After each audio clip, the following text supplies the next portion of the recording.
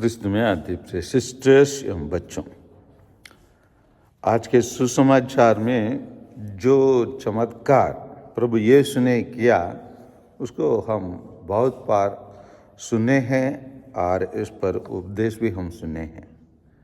प्रभु यीशु जब यरीको के निकट पहुंच रहे हैं, एक अंधा जो सड़क पर पड़ा रहा, उसको जानकारी मिल गया प्रभु यीशु उसे रास्ते में पार हो रहे हैं। वो तुरंत क्या करने लगा? पुकारने लगा। पुकार के क्या कहने लगा? दाऊद के पुत्र मुझ पर दया कीजिए। देखिए, ये व्यक्ति अचानक वो शब्द को वहीं पर बनाकर बोला नहीं होगा, दाऊद के पुत्र मुझ पर दया कीजिए।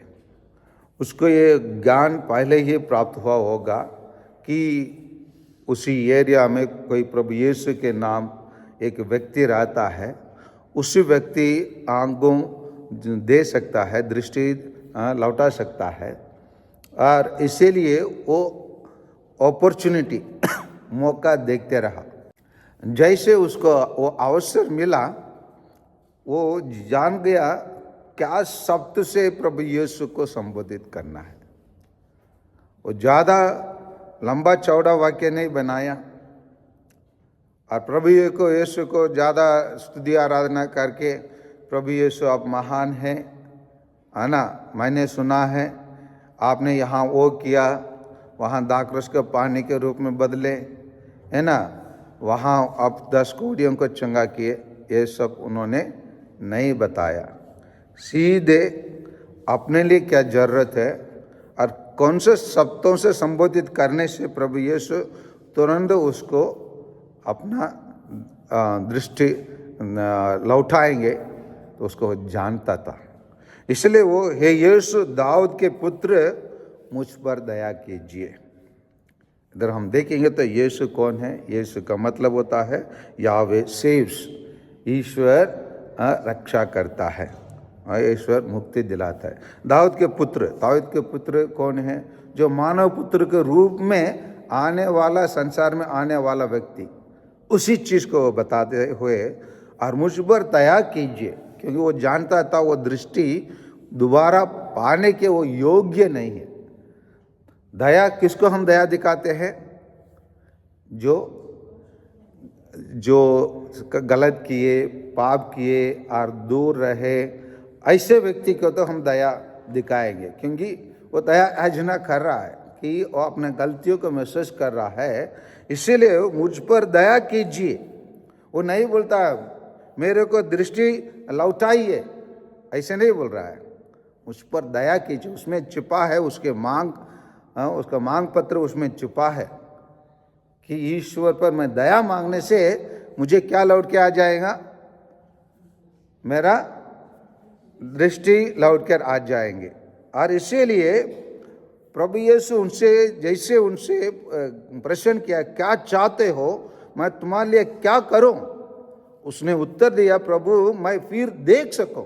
अभी तो वो अपने मांग पत्र को रख रहा है, पहले वो आवेदन डाल दिया, आवेदन का सारांश को उसमें नहीं बताया, लेकिन जब प्रभु यीशु ने उसने कहा क्या चाहते हो, वो तुरंत बोलता है, प्रभु मैं फिर देख सकूं।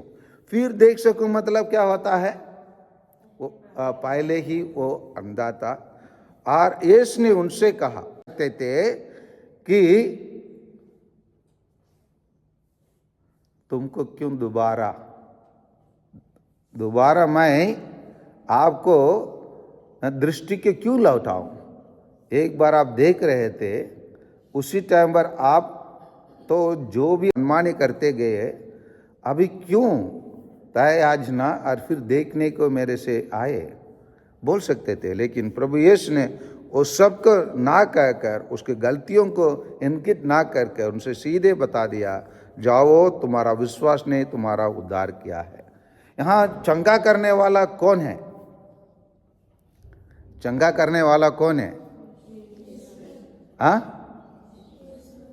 ईश्वर है। लेकिन वो प्रभु यीशु क्या कहता है? तुम्हारा विश्वास ने तुम्हारा उद्धार किया। जब हम प्रभु यीशु में विश्वास करेंगे, वही विश्वास हमें चंगा प्रदान करेंगे। जब तक हम चंगा प्राप्त नहीं करते, हमारा विश्वास कमजोर हो जाता है। इसलिए हम प्रभु पर विश्वास करने से वो विश्वास क्या कर देता है, प्रभु यीशु के पास जो दया की चंगा करने का शक्ति रहता है उसको खोल देता है, दरवाजा खोल देता है, और आशीष और कृपा और चंगा करने का शक्ति हमारे पास आ जाते हैं। जैसे कभी कभी हम खिड़की खोलेंगे, खिड़की बंद रहने तक वहाँ हवा उस पर रहता ही है, लेकिन जैसे खोल देंगे क्या हवा फट से अंदर आ जाता है। उसी प्रकार जब हम विश्वास के चाबी से हम प्रभु यीशु के दिल को खोलेंगे, हमें शक्ति और चंगा मिल जाती है। आइए हम उस पर हम अटल विश्वास करें और उस अंदाजे से हम प्रभु यीशु को क्या बताना है, क्या मांगना है, उसको पहले ही हम योजना बनाकर उसी के अनुसार हम जीने के लिए प्रयास करें। आमीन।